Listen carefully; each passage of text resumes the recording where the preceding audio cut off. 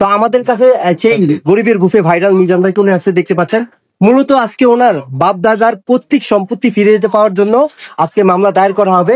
তো আমরা মূলত ওনার কাছে জানতে চাইবো আসলে ওনাকে যে অ্যাডভোকেট লয়াররা ওনাকে কি আশ্বাস দিয়েছেন আজকে উনি কোর্টের প্রাঙ্গণে আসার পরে।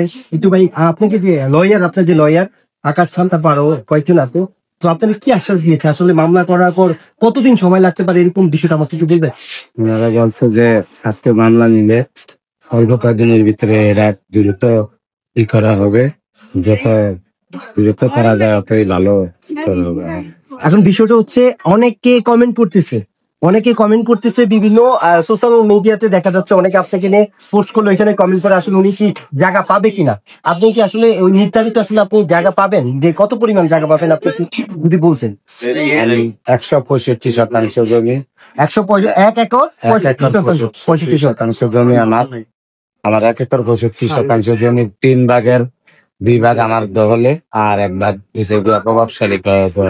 মানে যে প্রভাবশালী বলতে গেলে আপনি কিন্তু বলেছিলেন যে আপনার আত্মীয় স্বজন, আপনার চাচাতো ভাই, আমার আত্মীয় স্বজন চাচাতো ভাই আছে 2 শরিক, আর বাহিরের প্রভাবশালী আছে 2 শরিক, মোট 4 শরিক আমার এই। হ্যাঁ, এখানে কিন্তু একটা কথা আছে যে এখানে নাকি আপনি ওদিনও কিন্তু সাক্ষাৎকার দিয়েছেন, আপনি বলেছিলেন যে আপনার আম্মা নাকি আপনার আম্মার অংশটা বিক্রি করে ফেলেছে। তো বিক্রি করার সময় নাকি আপনি যেটা বললেন আপনার আম্মা, যে ওই সময় নাকি আপনাদের গুলোও লিখে নিয়ে গেছে। আমাঙ্গ হ্যাঁ 12 করা জমি উনি ওই সুশীল বাবু প্রথম নিচে 4 কাটা 1 দাগের রাষ্ট্রীয়রা, পরে আবার নিচে 8 কাটা 2 দাগের রাষ্ট্রীয়রা। এটা আমার মার কাছ থেকে নিছে, আমার কাছ থেকে নিছে। হ্যাঁ, আমি ওগুলা কাগজপত্র অনেক জায়গায় দেখাইছি আশেপাশে। 4 গ্রামের সবাই কয় যে তোমারটা ঠিক আছে, এনশন নাইলে 1-1.5 কোয়া 2 কোয়া ছুটে দেবো, 8 দিন তোমরা ভাই গেলে মালিক আসো। আমার গ্রামে জিগাইলে কয় তোর ঠাডা আসে, তোর বাপ দাদারা এটি ভুল উঠাইছে। আচ্ছা খালাম্মা, আমি যেটা জানতে চাচ্ছি আসলে আপনি যখন আপনার কাছ থেকে জমি লিখে নিয়ে গেছে, তখন আপনার গর্বে ছিল আপনার আরেকটা মেয়ে,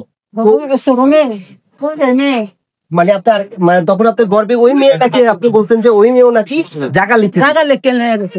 কথা হয়েছে আমার তো একটা নিছে, আমার একা সই দিছি, আমার আর 6টার জমি কেমনে হেরা নিছে আল্লাহ জানে, আমিও জানি না।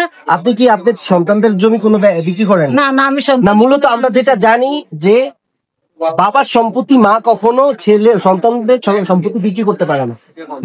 মার অংশটা বিক্রি করতে পারবে, সন্তানের অংশ বিক্রি করতে পারবে না। আমরা এটা জানি, তাই না ভাই? আমরা এটাই জানি। এখন আপনি মিজান ভাই, আমার বিষয়টা হচ্ছে যে তাহলে আপনি 1 একর 65% পাবেন। এখন আপনাকে মানে অ্যাডভোকেটরা কি বলেছে, মানে কি আশ্বাস দিয়েছে, আর আপনি কি চাচ্ছেন তাদের কাছে? ওনারা বলছে যে আজকে মামলা করে উঠলে নগদে এটা ই করা হবে, 15-20 দিনের ভিতরে এরা ফেসাল করে দেবে বলছিল যে আপনি কি আপনার এলাকায় কোন সালিশের মাধ্যমে বা কোন মেম্বার? না, আমার এলাকায় কোনো সময় আমি হেল্প পাই না। মানে